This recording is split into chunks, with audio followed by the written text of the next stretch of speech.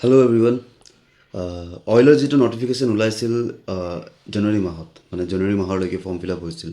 তাৰ এক্সাম ডেটৰ কাৰণে বহুত ৱেইট কৰি আছে কেণ্ডিডেটছবোৰ। এতিয়া কথাটো হ'ল যে ডে বাই ডে এভৰি টাইম এইটো ডিলে হৈ গৈ আছে। চ' এতিয়াও আপোনালোকৰ মাইণ্ডত এইটো কুৱেশ্যন বাৰে বাৰে আহি আছে যে এক্সাম কেতিয়াকৈ হ'ব।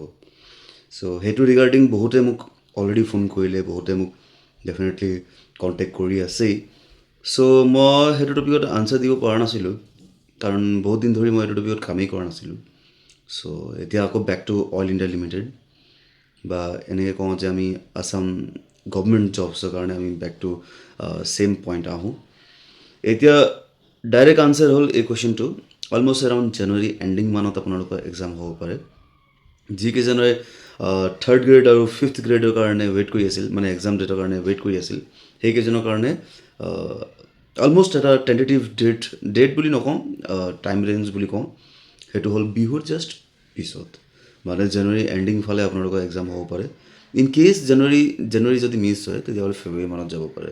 কিন্তু জানুৱাৰী মিছ হ'ব নালাগে নিয়মমতে নহয়, একচুৱেলি নোহোৱা চান্সটো বেছি। চ' আপোনালোকে যদি প্ৰিপেৰেশ্যনটো অলমষ্ট হোল্ড কৰি ৰাখিছে তেতিয়াহ'লে কণ্টিনিউ কৰক, আৰু কিবা যদি হেল্প লাগে তেতিয়াহ'লে ডেফিনেটলি কণ্টেক্ট কৰিব। ডেফিনেটলি আমাৰ প্ৰিমিয়াম চেনেলবোৰ অলৰেডি আছেই, সেইখিনি আপোনালোকে চাব পাৰে। চ' ডে বাই ডে এভৰি ডে আমি এতিয়া প্ৰিপেৰেশ্যন ষ্টাৰ্ট কৰিম। চ' জাষ্ট ডিচেম্বৰ 1 তাৰিখৰ পৰা আমি গোটেই মাহটো আমি এটা প্ৰিপেৰেশ্যন ষ্টাৰ্ট কৰোঁ। চ' ঠিক আছে, আগবাঢ়োঁ। আপোনালোকেও এখোজ দিয়ক, ময়ো এখোজ দিওঁ নিজৰ ফালৰ পৰা। Thank you very much guys, let us start this preparation now onwards.